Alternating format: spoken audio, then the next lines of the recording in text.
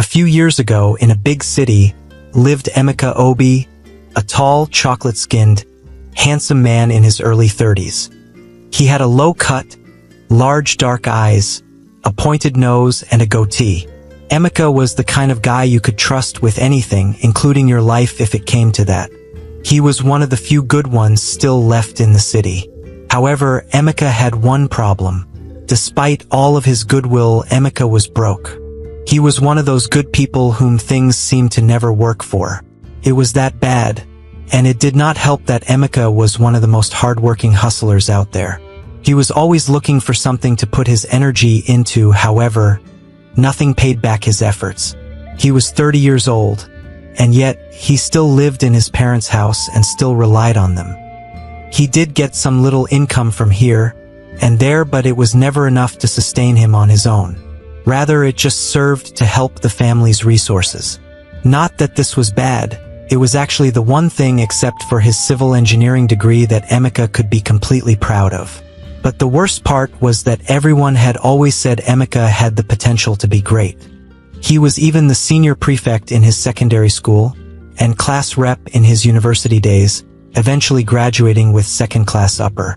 Yet, for some reason, all of these things were yet to translate into success in his life, despite his struggles. And Emeka was really struggling. So much so that people around him were shocked he hadn't given up. However, he always maintained an optimistic outlook, believing that his time would come because truly, he needed to make that money. One evening, as Emeka returned home from his daily hustle, he met his mom outside the 3-bedroom bungalow they lived in with his siblings and father. She looked petite, but heavy, with stretch marks of age showing on her arms. She was still pretty, light-skinned in complexion, with a faded green scarf tied over her slightly graying hair. She was tying a blue and orange wrapper over a light blue sleeveless top and red slippers while using a small cutlass to cut down some logs of firewood into smaller pieces. "Ah, Mama," he called loudly, dropping his bag and coming to her aid. She stood up straight and squinted her small eyes before she turned fully to smile gently at him while readying her wrapper. "How was your day, my boy?" she asked softly with that motherly smile. "Leave my day first, Mama. I've told you to stop cutting this firewood by yourself." "What is Chima doing?" he said angrily, taking the cutlass from her hands. She smiled tiredly. "He's not around, my son," she replied gently. "Where did he go?" he huffed, splitting the log in one go. "He said that his department had an important meeting with their HOD. So that's where he went," she replied calmly. "And Ada?" he asked, straining as he cut the pieces for her. "Ada is not yet back from school, my boy. Take it easy," she replied with concern. "I'm fine, Mama," Emeka assured, with a quick smile, and she relaxed, stretching her waist. By this time?" he asked worriedly, flexing his shoulders before he continued working again. "She said that they are doing after-school lessons for their exams," his mother replied gently. "Okay," he huffed, splitting the last set. Then he stood upright and stretched, before digging his hand in his pocket and giving his mom some money. "Ah, my son, you should keep this for yourself," she urged lovingly, trying to return the money to him. But he wasn't having it. "No, Mama, it's for you, it's for the family," Emeka insisted respectfully, gathering up some of the pieces of firewood. She finally accepted. "By the way, Precious came by," she said with a sigh. Emeka groaned. "What did she want?" he asked tiredly. "What else, you?" his mother replied matter-of-factly. Just then, his father came into the compound, before Emeka could reply to her. His father was bidding someone farewell as he came in. He looked like an older gentleman, in a dark blue short-sleeved senator, and black shoes. He was tall, still looked a bit able-bodied, bald, and carried a clean shave. He had large dark eyes and a prominent nose. He looked like a much older Emeka. You could immediately tell they were father and son. Even though Emeka had inherited his mother's lighter skin complexion, His father was much darker. "Papa, welcome," Emeka greeted respectfully, while carrying the firewood to the back of the house. "Thank you, my son," he smiled warmly, as he approached his wife and son. "When you drop the firewood, come and meet me in my room," he added with a note of seriousness. "All right, sir," Emeka replied quickly on his way, but as he turned, his face carried a note of worry, as he wondered what his father wanted to speak to him about. "Everything all right?" Mrs. Obi asked her husband in a lowered voice, but he just smiled reassuringly and rubbed her shoulder. "Please come and serve me something to eat. I am famished," he spoke gently, then walked past, going into the house. Emeka's mother's face exposed that she was a bit worried about her husband's behavior, but she didn't say anything and just followed him into the house regardless. Mr. Obi walked into the home and went straight to his room, while Mrs. Obi went to the kitchen, where she found Emeka, who had just come in through the back and was now dishing some food for himself. "My son," she called gently, "go and meet your father. I will dish food for both of you. I think the reason why he called you is urgent," she added softly. "Did he tell you what he wanted to talk about?" Emeka asked. His hushed tone showed that he was slightly worried. "No, he didn't," she replied, failing to hide the worry in her own voice. Now they both knew this was serious. "Don't worry, I'm sure it's nothing," Emeka reassured her calmly. With the words, he so wanted to hear himself, and left for his father's room. "Father, you asked to see me," Emeka said, announcing himself as he walked into the room. "Yes, my son," his father replied calmly. He changed into a single wrapper tied around his waist, leaving his chest bare. "Come and sit with me," he added with a fatherly smile, and Emeka obliged. "Is there any problem, father?" Emeka asked. "Did something happen at work?" He pressed gently, the worry etched across his face. "Oh no, work is fine.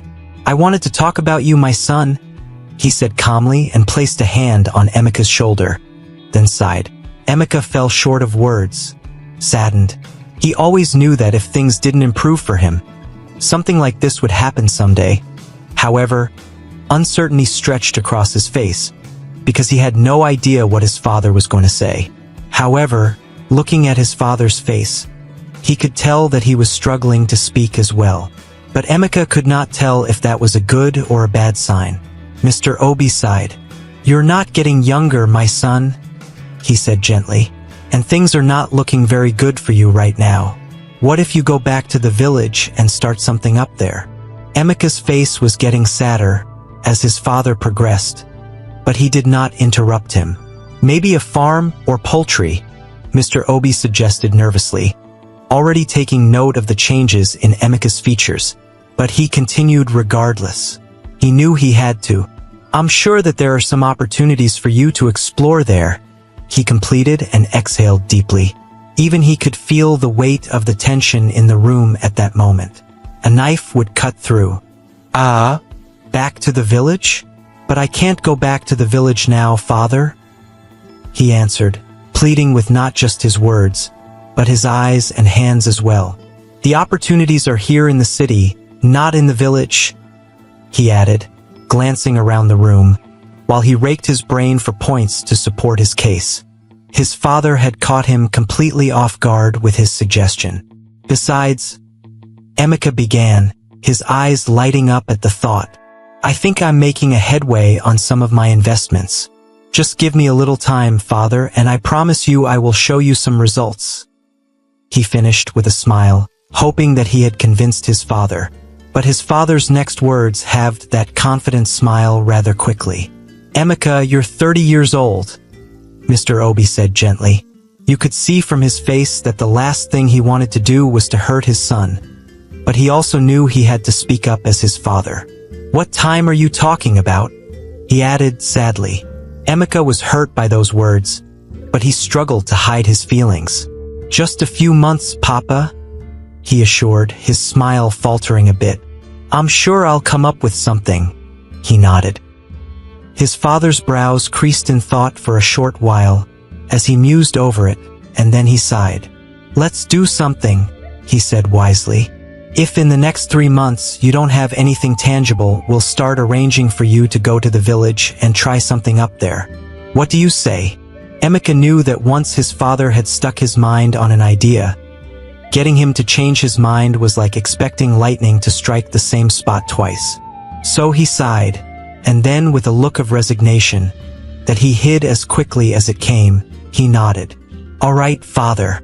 I'm sure I'll have something for you," Emeka assured optimistically. "Now let's go and eat, father," he said, and led the way out of the room so that his father could not see the sadness in his eyes. That night, Chima, Emeka's immediate younger brother, got back home late, and Emeka was already lying in his bed when he came in. Chima looked smart. He was currently studying medicine at the university. From a young age, he had always shown a natural brilliance and desire to excel. He was dark-skinned like their father, with his mother's small eyes behind a pair of wire-framed medicated glasses. Average height and with a slim build, he looked like a very calm person, which he actually was, except in school or exams where he displayed his immense brilliance. How Emeka prayed that Chima had a much better life ahead, and never ever ended up like him. Now Chima saw Emeka lying on his back, in bed, his right arm draped across his forehead. "Emeka, is everything okay?" he asked, concern on his face, as he hung his back on the back of the wooden chair placed in front of the reading table by his own bed. "Yes, yes," Emeka quickly assured, sniffing and wiping his face, as he sat up to smile at his immediate younger brother. As he came to sit on the side of the bed closer to him, they both shook hands in their stylish way, and then Chima sat down, facing Emeka. "You know you can trust me, bro. What's up? What happened? Even without my glasses, I can see that you're not happy," he said in his usual calm and soothing way. Emeka sighed, wondering where to start. "Papa talked to me about going back to the village to start something," Emeka confessed sadly. "Ah," Chima exclaimed, his eyes wide in surprise. "Why? Doesn't he know that the best opportunities are here in the city, and not in the village?" "My brother," Emeka sighing tiredly. "You know how father gets once he has an idea. I tried to convince him otherwise, but he's already hellbent on this." He sighed again. "And don't get me wrong, I completely understand his perspective. Things have not gone so well for me, but he gave me 3 months to give him something conclusive, or we'll have to try something different in the village." "Just 3 months?" Chima asked, shocked. "I'm telling you. But don't worry, I'm sure I'll work something out by then," he assured his brother. "I pray you do, bro, and I'll keep looking for any updates in school. If I see or hear anything, I'll let you know." "Thanks, man," Emeka replied. Then they shook hands and bumped shoulders, and the conversation drifted into other topics like school, football, girls, and stuff. 2 months and 3 weeks had passed, and nothing had changed. If anything, it had all become worse. With each passing day, Emeka was losing both hope and sleep. It was worrying to his mom, but he refused to talk about it. Rather, he'd brush off concern by saying he's fine. But he was obviously beginning to lose his optimism and slip into depression. One hot afternoon, during the last week of that month, he was hawking items during a traffic red light stop when the driver of a very beautiful white sports car blew his horn and beckoned at him. He approached, unsure he was the one being called, until the driver rolled down his window and called out to him, "Big Meeks." Emeka instantly recognized that voice. "Paulo," he yelled, shaking hands with his longtime friend. In fact, they had been friends from secondary school and through university. "Ah," Emeka let out, shaking his head. "You guys don't give updates seriously. Look at you, guy. See this car? You're obviously rolling in dough, brother," Emeka exclaimed, while his friend chuckled. "From Paulo, you've become Pablo, this guy." The guy had dreadlocks and a trim beard. He was wearing a pair of stylish glasses. His skin looked well taken care of, and he had expensive jewelry on. He was currently dressed in a jacket over dark trousers. Just then the traffic light turned green, and drivers behind started blaring their horns. "My people, sorry." Emeka started to apologize, waving. "Leave them," his friend said. "Come in, let's drive to somewhere better to talk," he added, and Emeka quickly obliged, joining him in the passenger side. "Would you look at that? The door even goes up to open," Emeka noted, shaking his head in disbelief, but he could never have expected his friend's next words. "This is nothing, wait till you see my house," Paolo replied, stepping hard on the accelerator. Emeka jerked back against his seat as the car zoomed off, and he watched his friend and the classy interior of his car in disbelief. "Where did you get all of this money?" Emeka asked earnestly. "I will tell you, my guy. Just calm," he assured. Paolo drove them to a popular eatery, and Emeka followed him into the building, still dazed and in utter disbelief.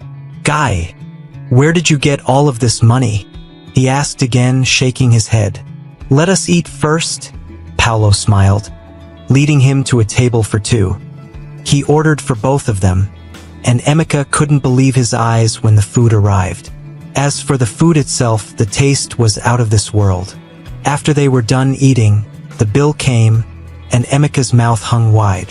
After Paolo paid, and their waiter left them, Emeka whistled. "We just ate, in one sitting, more than double the money than I've ever made in a month." Paolo just chuckled. "You've made me wait long enough, my brother," Emeka insisted. "My guy, I need to show my father something this week or he will send me back to the village, please," he urged. "Ah, that's bad," Paolo admitted, shaking his head. "Exactly.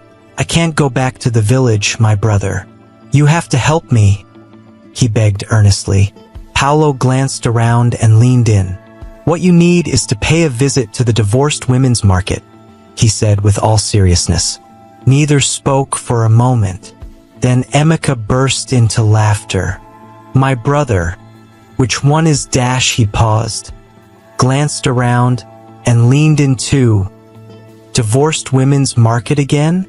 You're not ready," Paolo said smugly, about to get up. But Emeka hurriedly held him and pleaded that he should calm down. "I thought you were joking when you said it, that's all. Explain to me. I'm all ears," he pleaded once more. "Not here," Paolo replied. "Come to my house tomorrow, at any time convenient to you. I will be waiting," he added. "My brother, I hope this thing is not ritual or secret society something," Emeka pressed. "Come on, don't you trust me?" Paolo asked. "To show you I'm on your side here, type your account number and bank," he said, giving him his phone. Emeka did and handed the phone back to him. Then Paolo performed the transaction.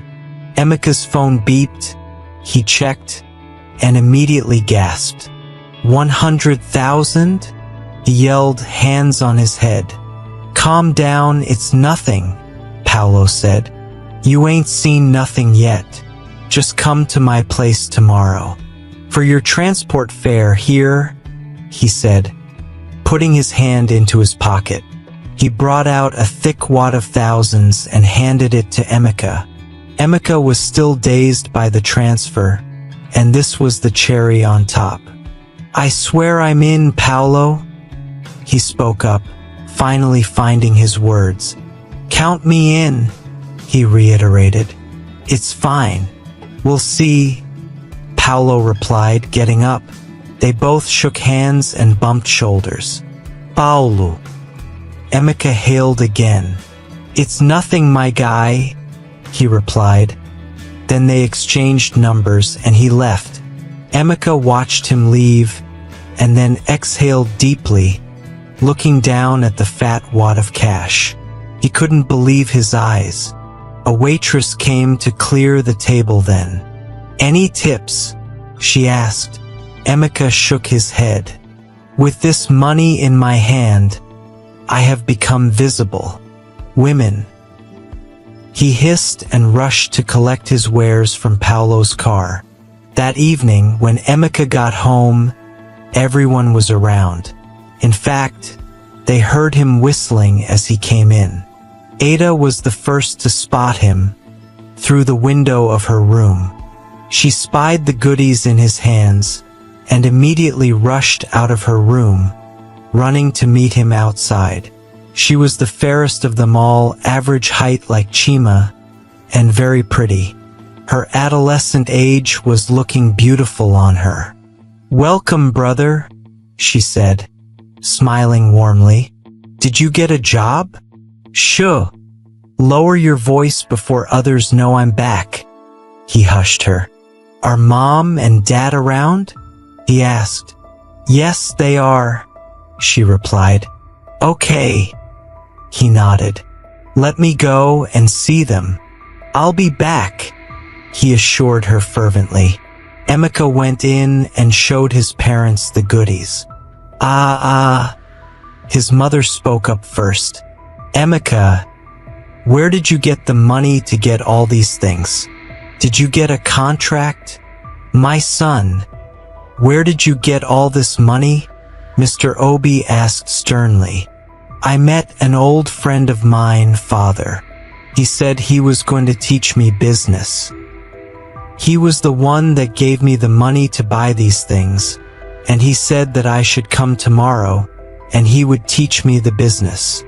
"Which friend is that? And which business is that?" Mr. Obi pressed. "Paolo," Emeka reported, smiling. "We went to secondary school and even university together." "Paolo gave you money for these?" his mother asked, shocked. "Yes, Ma," Emeka replied, nodding. "You know the boy?" his father asked, his eyes wide in surprise. "Yes, I know him," Mama Emeka smiled back. "Paolo that used to come back with Emeka every now and then. Of course, I know him. I remember him as a good boy, but we'll still pray over everything because you never know." "Exactly," Papa Emeka replied. "Besides, what business did your friend say he is into?"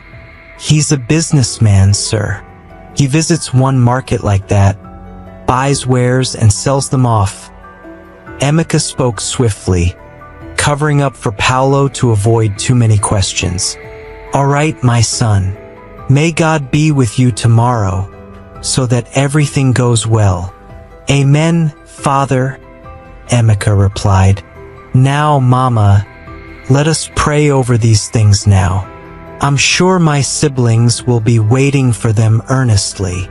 "Let them wait," she responded. "Where were they dying when I asked them to fetch water and to clean this house? Let them wait." "Okay, Ma," Emeka conceded, getting up. After they said the prayers and everything, they shared the goodies amongst themselves and made quick work of it. Later that night, while in their room, Emeka was discussing with Chima about Paolo. "If you see the car this guy was driving, bro," Emeka said, while lying face up on his bed, with one arm resting across his forehead. "One of these mad sports cars, the latest model. And the way he was so free with the money shows that he's got loads. I can't wait to go see him tomorrow. Things are finally looking up, bro. I'm happy for you. Don't make that money and run away from us just like that though," he said with a concerned look on his face. How can you even say that? You know me, brother," Emeka assured, sitting up. "I'm just saying because Paolo, your friend, was nowhere to be seen until now. And I don't think that money entered his hands just yesterday," Chima said wisely. "However Paolo did with his people is his problem. I promise that no matter what, I'm not leaving you guys. Even if I become the richest man in the world, I will never abandon you guys," Emeka assured him with all conviction. That night Emeka was the last to fall asleep and the first to wake the next morning. And he woke up in such a great mood. He did all the chores and prepared breakfast for everyone. He even played a bit with Ada, tickling her a bit as she came out for breakfast. Emeka's mood was very infectious, and everyone came out looking brighter and happier. Mr. Obi led the family prayers before the meal, and he didn't forget to include Emeka's new job, to which Emeka replied with a hearty, "Amen." The food was even more delicious with the job on his mind, and after the meal, he cleared and washed all the plates. Then everyone left except Mrs. Obi and Emeka, who quickly began to prepare for his meeting with Paulo.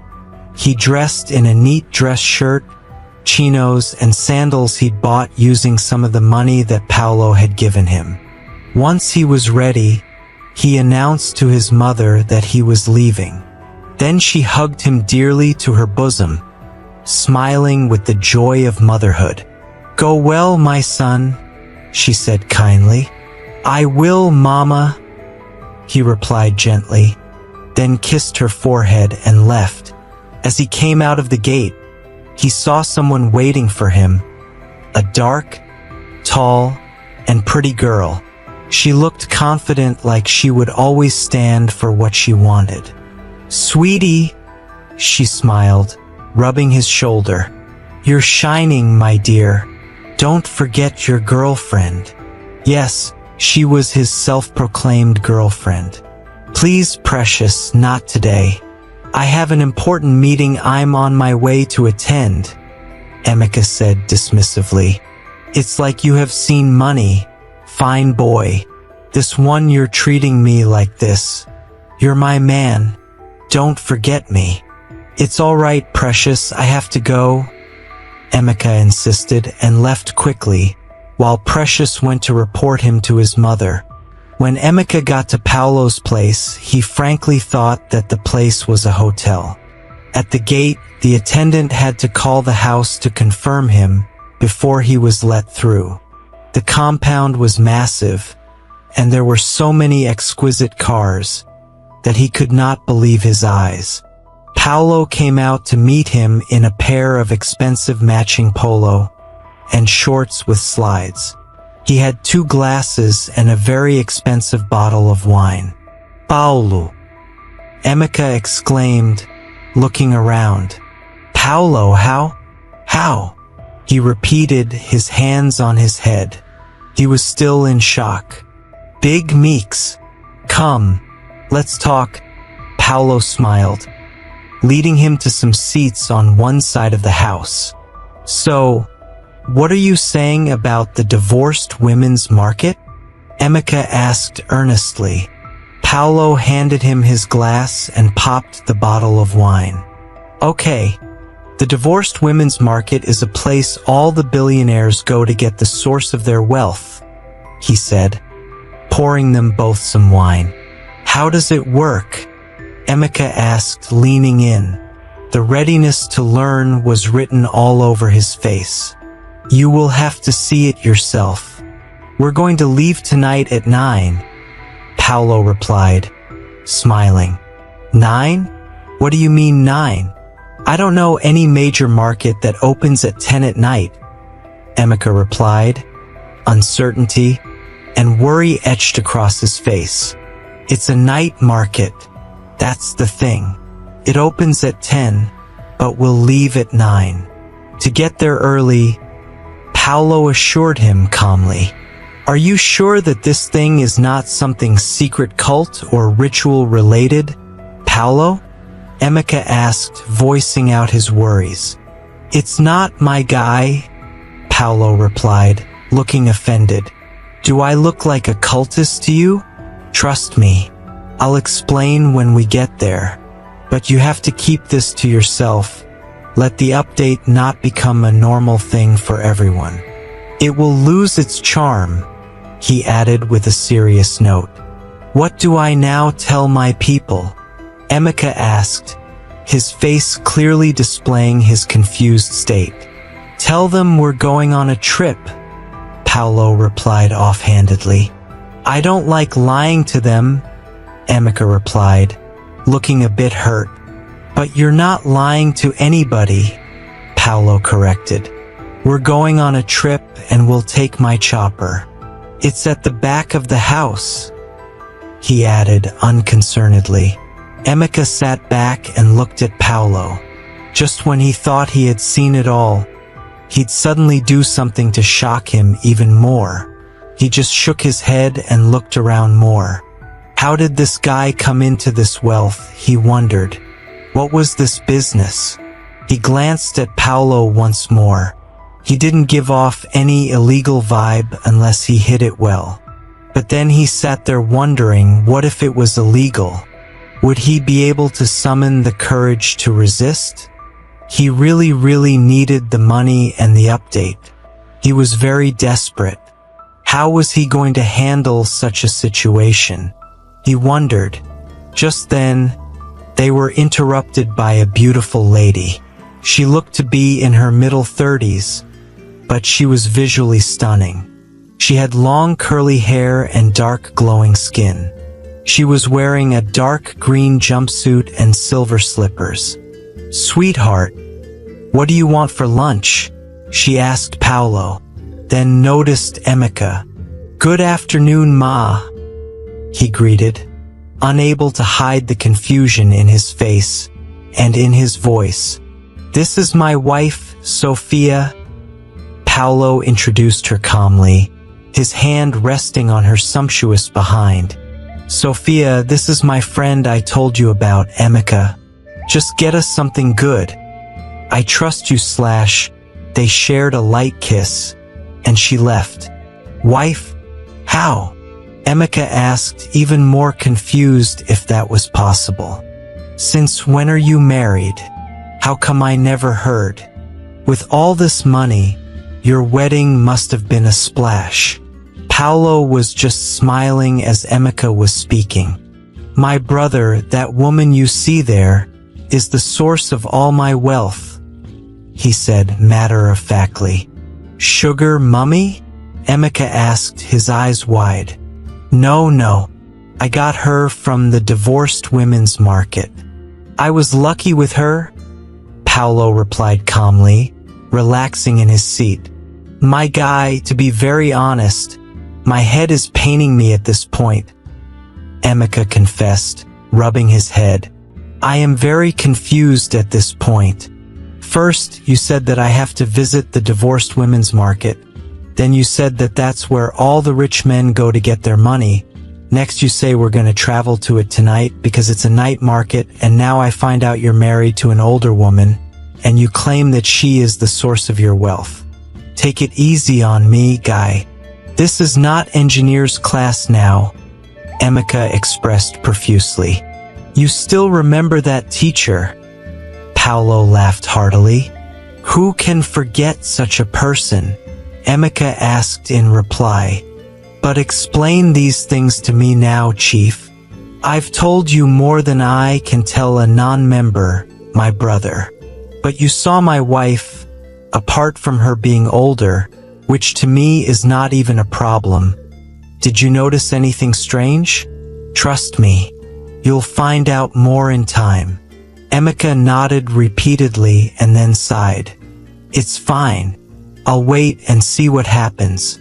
Let me go and call my people to inform them of our trip, he said, getting up.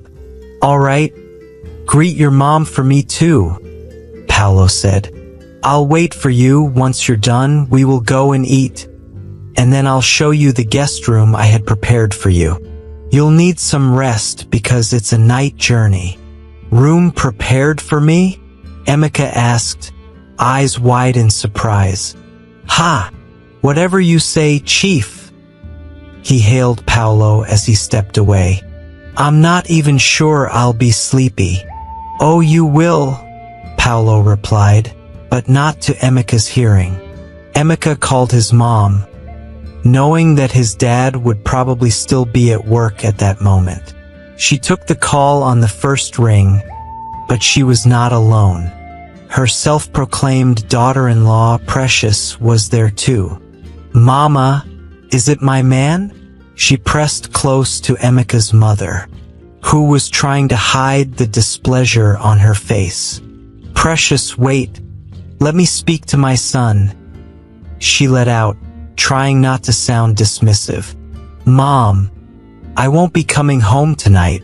I'm going on a business trip with Paolo to see the market and learn to buy things," he reported, looking at all the beauties of Paolo's compound. "You got the job?" his mother exclaimed joyfully. "Yes," Emika replied happily, and she began to cry tears of joy. "Did he get the job?" Precious asked, holding on to her clothes. Mrs. Obi nodded, in tears, and Precious exploded, screaming in joy.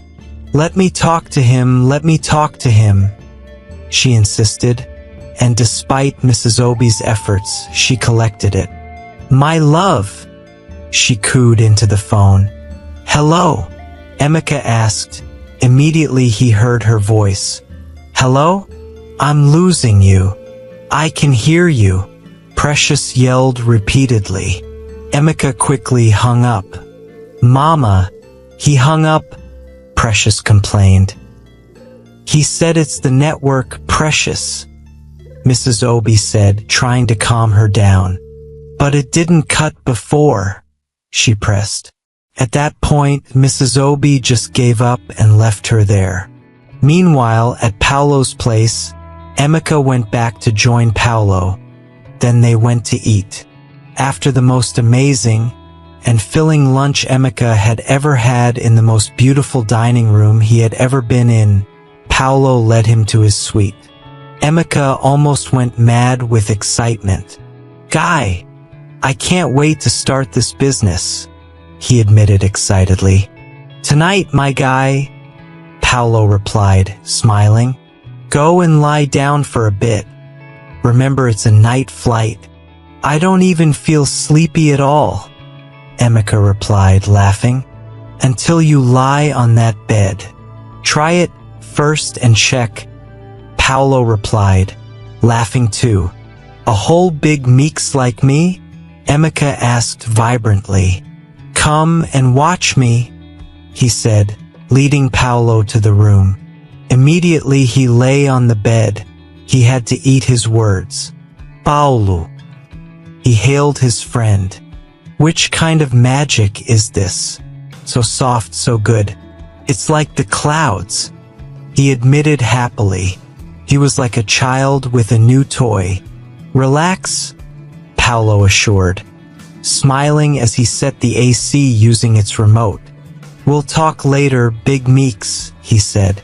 Yeah, Emika slurred, feeling a sudden sleep overpowering him. This bed was surely something else, he thought to himself as his eyes shut. When Emika opened his eyes, he was in a dark place. Suddenly a spotlight came on. He was in the middle of a circle of hooded figures. They were chanting a language he couldn't understand. Suddenly, they all pulled out daggers and slit their wrists, all dripping blood that formed a red circle around him. As he spun around trying to understand what was going on, someone suddenly yelled his name, "Emika!" Immediately he gasped, waking up. He was drenched in sweat. Then he looked out the window. It was nighttime. He wiped his eyes and looked at the alarm clock on the bedside table. Next to him it read 8:30. Paolo said they were leaving by 9. For some reason, a strange fear crept over him as he wondered what he was getting himself into. Thanks for watching. If you made it to the end of this video, congratulations. I really appreciate you.